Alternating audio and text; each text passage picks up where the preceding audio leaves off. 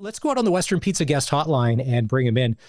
He's Charleston Hughes. We got to find out how his summer vacation's going. And have you ever been, Charleston, on vacation with 14 other 14 other Hugheses going someplace? I would have thought I would have been invited to the one that just happened, but somebody just left me here on this island. Oh, Charleston, trust me, to top off everything else that happened, Tuesday, we were in Hawaii. So Tuesday, there's that tsunami warning. So we're grabbing anything and everything we can as fast as we possibly can to get out of the house to drive to higher ground. And we end up in a CVS parking lot for about 5 hours. Now, I don't know about you, but a CVS parking lot is not exactly the best place in the world to meet quality people, right? Am I wrong? No. Definitely, that is the last place I want to be at, is a CVS parking lot. I will take my chances with a natural disaster known as a tsunami than hang out in a CVS parking lot in where were we? Somewhere Hialeah in Hawaii. Yeah. So how you been? How's your summer vacation been so far? I've been good, man. Texas has treated me nice. The weather is always 95 plus. I mean, it's been good. I mean, there was a lot of flooding that happened down here, but you know, prayers out to the family and people who lost a lot, during those floods. But the thing is it's definitely been nice weather for the most part. Okay. No, that's good. Do you got any trips planned for the rest of summer? You and the kids, you road tripping anywhere? Like what's on the Charleston Hughes agenda? I am road tripping to SeaWorld in San Antonio in probably less than 7 days. Whoa. Now, SeaWorld, Yeah. one of the many places Is that comes Shamu under. still there? I've only been to SeaWorld in Orlando back before the world was woke and you could have animals in captivity and nobody cared. You wanted to get splashed by Shamu. That's what you paid for. So I was just going to ask you, Yeah. do they still have all that stuff, or has the woke culture wrecked a lot of what SeaWorld was? Nah, I think SeaWorld's still there, man. I heard Lil Jon been in the East Side Boys been there performing for people. So why wouldn't I go there? To the window, Oh, to the wall. Little John playing at SeaWorld would be like Charleston Hughes playing in the UFL to be like, what's happening? Call my agent. Why are we here? All right. Exactly. I Why is he there? All right. One thing that you don't have to do today, and I said we would do it live on the air. Had the Calgary Stampeders won last night without Vernon Adams, we were going to try and call the Stampeder head office, see if Huff would take our call, and we were going to apologize for giving him basically an F in the preseason or the rankings going into the season because we were really wrong about his team.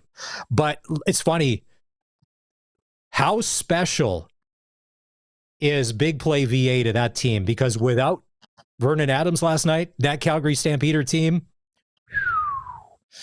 not exactly looking like they're a threat to anybody. Well, it's hard, man. The thing is as a backup, that is probably one of the most hardest positions on a backup quarterback, should I say. Yeah. That's probably one of the hardest positions on the field because not only are you limited in reps at practice, which that goes to the coaching staff too. You got to be able to make sure that guy's still prepared, just like the starting quarterback. But you have to get out there and perform as a starting quarterback every single time. And your play calls might not be the same play calls as the starting quarterback. So it's hard, man, because a coach doesn't always trust the starting quarterback. You got to call plays to what that backup quarterback knows. So it is hard on the coach too. But at the same time, it's about readiness. He got to be ready to Yeah. play.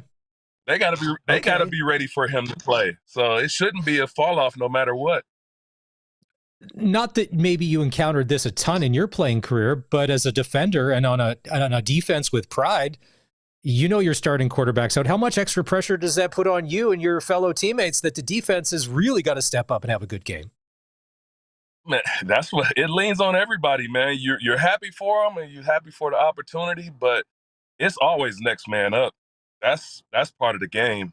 I know every teammate that I've played with in the past, we were afraid to have our backups get on the field because we were so deep in, athleticism and play. And, rookies and backup players are foaming at the mouth to get on the field. Well, when your number's called and your opportunity's called, if VA never got signed to that team, he's the starting quarterback. So they have to perform as he's a starting quarterback. So you just got to be ready, man. That's all to it. Coaches have to be ready for you and call the plays that need to be called. But also, VA, he's balling, man. There ain't no ifs, ands, buts about it. He is probably the best quarterback in the league right now, and it's probably up for debate between him and Bo Levi. But as far as making all the right throws, making all the right plays, executing on every single call that's put in his way, I mean, he's doing that. I think Ottawa winning last night doesn't solve Ottawa's problems. I think they caught the Stampeders. Well, forget it. Not only were the Stampeders missing their starting quarterback, they were missing 4 other starters on offense. So the Ottawa Red Blacks caught the Stamps at the right time, and they took advantage of their opportunities. But I don't think Ottawa's out of the woods. The game tonight, Toronto-Winnipeg, head scratchers. If you're Ryan Dinwiddie, you looked so good last week against Winnipeg. Everything worked. I'd be tearing the paint off the walls going, guys, why can't we play like this all the time? And if you're the Winnipeg Blue Bombers, you're kind of seeing some of the cracks creep in. Tonight, it's a bit of a rematch. What have you seen from these teams so far this season? What do you think? I don't know, man. Winnipeg is inconsistent. They're like super inconsistent right now. And you don't know whether it's due to age because they're more of an older team and they've been together for a long time, and really no serious personnel changes have really been made over there. So the thing is they're not functioning. They don't have that spark that they used to have, I guess you could say.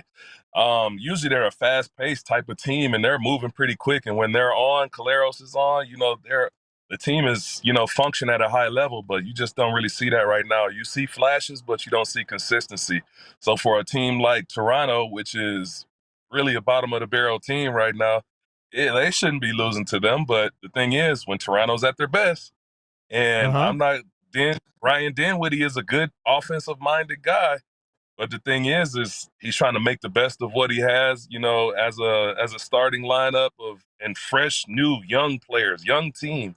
So they're in rebuild mode, and it's going to take them a lot to try to beat Winnipeg twice. It's hard beating a team twice. You know everybody in the CFL. If we could steal your phone, I don't care about anything else. I just want to see text messages from CFL players. I am not opening any other app. The Argonauts extended Chad Kelly on the 6-game injured list. He was close to coming back, needs a little more time. The team's saying all the right things. You can be political and you don't have to answer this or whatever, but something doesn't smell right in the kitchen here on this Chad Kelly situation being extended again on the 6-game. They need him, man. They need him on that team. I mean, you can only rely on their starting quarterback so much right now. They're probably looking for a quarterback, so they're keeping him fresh. And I know he ended the year with an injury, or he was injured last time he was on the field. Yeah. So I don't know, man. I mean, he got a lot of issues going on right now. So Sure. Hopefully he can get back to the field and get it all figured out. Well, because the reason why I ask is because he was close to coming back. Everybody thought he's going to be back around weeks 9 or 10. And then all of a sudden, change of plans. He's back on the 6th game. I'm like, well, is that the team's doing or is that his doing? And that's where I'm asking you, maybe you've heard something to be like, this doesn't, for a guy that was set to come back, this just doesn't seem like what the narrative is since the start of the year. I don't know, man. It's just, he got a weird situation going on right now, and it's best to just let him figure that out with his team. All right. Can I say something about him? Nah, I don't know anything about that dude. I don't even know him. I haven't said 2 words to him. But the thing is he's in the league. He's signed. He is. Tomorrow, the Hamilton Ticats are in Edmonton to take on the Elks. Last week, I thought, okay, Hamilton, you're a little inconsistent. but you're good at home. Go win one on the road in BC. And then I would like, okay, I turned off the game when BC was winning, and I shouldn't have, because we missed it all when we missed the last 6 or 7 minutes, because Bo Levi Mitchell is Bo Levi Mitchell of old. Hamilton wins. Is Hamilton legit? Are they a legitimate contender that you could put them in the top tier of the league, Charleston? I already put them in the top tier, at the very beginning of the year, right? I said they were a good team. I have a belief that Bo Levi is coming to his near end, as he's hitting accolades with every pass, every yard. He's moving up the ranks as one of the greatest quarterbacks that this league has ever seen, and just playing through generations right now. I've been that player that's played through generation after generation, and after a while, it starts to wear on you. Do I think he's finished playing? I think Bo can play as long as he wants at this level, because he's playing good, and they're keeping him standing up for the most part. Yeah. So the thing is he just got to continue to be consistent, throw good balls, make good passes, and dominate the East, and they'll be there. They just got to, like you said, they got to find some consistency. They've been consistent for the most part, but it's just about maintaining that and just keep going. Staying away from that injury bug, man. That's the really thing that's a killer, through this long season like that is, injury after injury, and only the strong teams survive. On Hamilton's go-ahead touchdown, because there was a lot of criticism online that was one of the worst defensive play calls in football, that basically nobody had covered the receiver going in. As an ex-player, if you thought a call sucked, to be like, we're not in this, would you jump offside to try and kill the play, to try and maybe have somebody on the sideline look at it? Because when you watch the replay again and again and again, it's almost like they weren't trying. The play call was that bad. Yeah, man. Sometimes you got to roll with the punches, man. You got to run what's called. You can try to trumpet all you want and be mad about the call, but you got to run what's called. I mean, the coaches who makes that decision, right? He's put in a position where he has to call a game to the best of his knowledge, and the players have to run that play to the best of their knowledge. And if it ain't the right play, it's a bad call, you talk about it afterwards into the locker room and hope that your coach take full responsibility, and accountability, for making a bad call. I've been a part of teams where we thought bad calls were made by coaches, and every coach that I've had that was a really, really good coach, they took accountability and said, I probably could have called a better call right there. So I got respect for coaches who can do that and accept that type of accountability. When you're on the goal line like that, let's say you're the defensive coordinator, and obviously you're trying to keep them away from getting the lead. In a situation like that, do you just play man, because everything's going to be within the 5-yard cushion, and if you can disrupt it for even a half second or a second, like a body on a body, so nobody gets a free ride? I mean, I've watched so much football in the CFL, from a D coordinator, and I have a D coordinator eye, that it's not a secret that every single defensive coordinator in the entire CFL, for the most part, with inside, I would say, the 15-yard line, calls 0 on every single down. They run man coverage, 0 coverage every single time when they're inside the 15-yard line, 10-yard line. You can expect that everybody's going to be flat top, and it's going to be a 0 call, and your quarterback has to make a quick decision to get the ball out of his hand.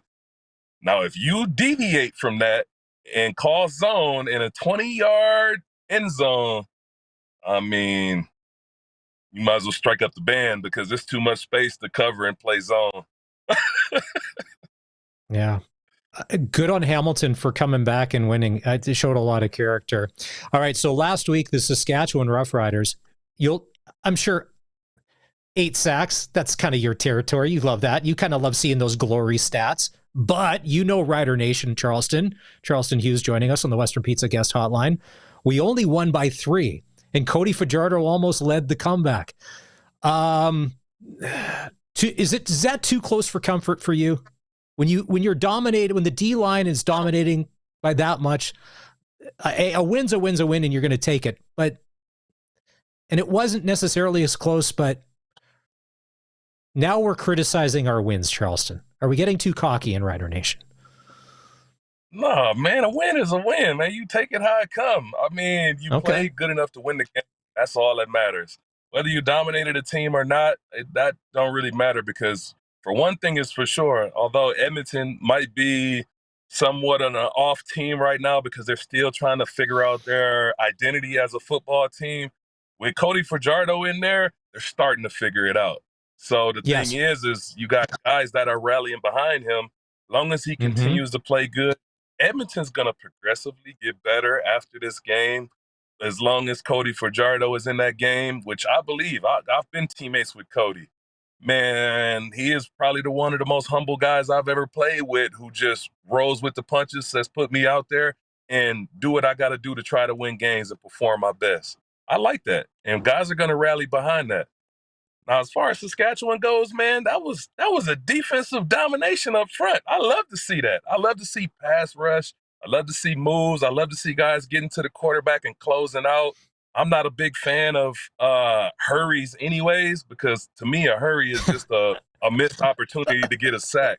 So I don't grade a defensive lineman on a hurry, because a hurry is just a missed opportunity to me. So I like to grade guys on getting there, finishing the play, and then celebrate afterwards.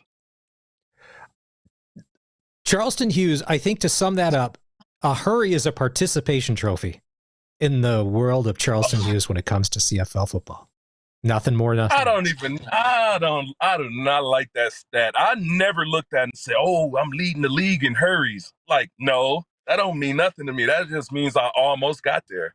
So I need to get there, because if I got 26 hurries, how many of those hurries should be sacks?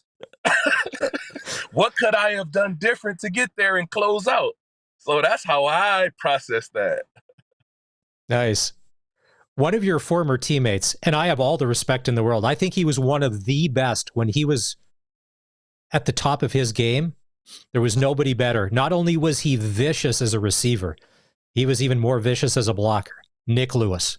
And after the game on Saturday, he had talked about how Cody Fajardo could have avoided a bunch of those sacks, but Cody won't throw the ball away because he wants to keep his completion percentage high. Because for quarterbacks and stats, that matters in contracts and stuff like that, that he didn't have to take 8 sacks. You and Nick are boys. I mean, I love Nick. He would have been a great rider. Would have been a great rider. Didn't he marry a woman from Regina? He did, yeah. Yeah. Like, we could not even on a 1-year Charleston Hughes sweetheart deal could have we got. So when Nick Lewis comes out on Twitter, because I respect him, he's been a player, he's been a coach. When he comes out and says that, I'm like, okay. It's not Luke Wilson. He's not doing it just to get the clicks or whatever. Like, this is legitimate CFL football from a player that played the game at the highest level, and he played hard. And he's saying, hold on. Elks fans, Cody didn't have to take all those. That's on him. Oh, man, I don't know if that had 100% something to do with it. What quarterback thinks like that? I mean, I think more or less it has everything to do with Cody Fajardo likes to extend plays. So he likes to extend plays and exhaust every opportunity to try to make a play out of something.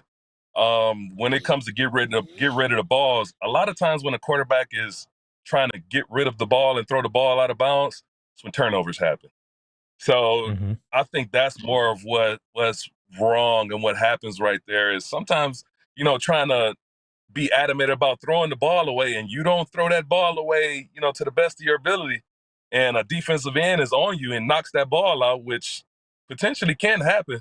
I mean, you might as well tuck and give up the sack rather than throw the ball and cause a turnover. Yeah. As a defender on the sidelines, was there anything better than watching Nick Lewis decleat somebody with one of his vicious blocks when he was playing offense? Man, Nick used to tear people's head off coming down. And I've always told him, like, Nick, if I was ever on the other team, you would never do that to me. Like, I don't even know how people don't see it. Like, he's the biggest receiver on the field, and there's evidence of him doing it on film. Like, so if you get hit by that, you're not a film study guy. You're supposed to be aware of situations like You're a Johnny Manziel. You're watching no film at the end on your iPad, and because they're checking and nobody's watching. Saskatchewan, Montreal tomorrow.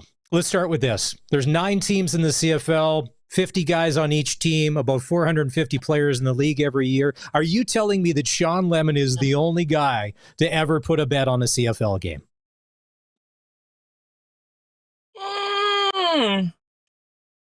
Allegedly. I love that. Allegedly. I said this. I don't care. If you bet on yourself and to win, I don't care. That's what you're supposed to do, right? You do it in a casino. To me, do you not think that this was really overblown, like a 2-year suspension? This for a $70 bet, and tag her to the league. This is way too much about nothing. Allegedly, apparently. Yeah, allegedly, man. I mean, they just had to make an example, man. I mean, I know how it is when you're the guy. I don't have the streaky clean background, especially the CFL. I mean, when somebody needs to be making an example out of and to express to the entire league that that's not tolerated, sometimes it just has to be done. So the thing is I'm happy my boy's back in the league. I'm hoping to see great things from him. Run up those sacks, try to catch me if you can, Lemon. I'm top 5. I'm sitting at number 5 all time. Come get me. All right. So this should be the toughest task. He's probably the only person that has a chance in the next 30 years. To catch you. Well, if they counted Hurries, maybe you'd be further ahead. But you don't count those. Saskatchewan, Montreal tomorrow. This should be the toughest test of the season. There's no better defensive coordinator than Noel Thorpe. I'm more curious than anything. Is he going to do what the Stamps did against the Riders a few weeks ago to beat them? Do they have something completely different dialed up? What do you think tomorrow that those Alouettes are going to try and do to stop the Rider offense? Oh, man, it's going to be a good game, man, especially because, the Alouettes, I know what kind of defense that defense is going to be with Shawn Lemon back in the game over there, man, and they're going to be getting to the quarterback. I know they blitz like no other over there. You can intend on a really, really good football game, especially from the Alouettes. It's going to be tight, man. It's going to be a tight game. I wouldn't see the Riders winning by less than 7 points. But I'm still going Riders all the way. Okay. Do you think that the Riders can run on the Alouettes? Can they run the ball? With that type of blitzing, no way. No way. It'll come down to passing the ball. Yeah, but if Harris has to throw the ball 40 times, we've seen in the past, that's a lot. And sooner or later, you put the ball up that many times because Montreal's secondary, they're pretty good. Some of them are ball hawks. And this should be so. I'm more curious than anything because we're a little impatient. I would be more confident if the Riders had both running backs, but because they're down one of their premier backs and only have really one premier back that got a reputation in this league. I mean, I think it's a struggle to try to run the ball. Yeah, no disrespect to Mario Anderson, but he is not. I was going to say CJ Avery. He's no Deshaun Carey. Like he's not. And that Sam Amelis is out. It's going to be a test. The depth is going to have to come through. I think Trevor Harris is going to be under pressure probably all day, and he's going to have to be on. And you have no idea. And the other thing too is Jason Moss. he can call a pretty good game on offense as well. Because McLeod Bethel-Thompson, I think that game last week where he was McLeod Bethel-Thompson doesn't come off the bench very well. But last week you saw him come in, play the full game. He obviously got all the reps in practice and he looked good. He made the throws he needed to do. And when he is that guy, that's the guy who wins. And I can't expect Jason Moss to not be putting him in a position to execute high percentage plays. Get those guys running. Yeah, man, and especially because Bethel he's a gunslinger too, man. So he likes to go deep. So he don't got no problem with throwing deep balls. And the thing is when you got a guy like Jason Moss who really likes possession type plays and executing, plays, you just wonder, is Bethel going to do that? Is he going to come out there and just execute and just move the ball, and not take that deep ball? But the thing is with the Riders, they don't give up a lot of deep balls. So it'll be interesting to see, man, especially if they can. All right. Charleston Hughes, as always, we appreciate your time. Okay, so let's make plans now. You're going to SeaWorld next week on vacation.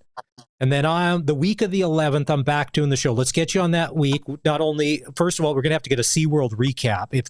I don't even know about Shamu, and I'm not going to Google it either. I'm going to wait for you to come back on and tell us. Hey, we'll man, I'm going to send you pictures standing right next to a whale. I might be riding a whale. I might send you pictures on top of a whale. Wouldn't that be great? CFL legend Charleston Hughes is Instagram famous because he gets kicked out of SeaWorld for life. You'll get banned for life for trying to ride one of the animals or whatever. But no, I had this move in the CFL where I was like surfing on green fake grass in a place called Mosaic, whatever. And by the way, I didn't do any real surfing in Hawaii. I was too busy driving to liquor stores, trying to keep everybody lubricated and keep everything drinking all of my ties. No, it's half price Prosecco, the Sam's Club version, because it's $7 instead of 17. You're a CFL pensioner getting Canadian funds. Our dollar doesn't go very far in America. Charleston Hughes, as always, we appreciate it. At Saskatchewan on X, on Twitter. Until next time, my friend, have a great weekend. Thank you.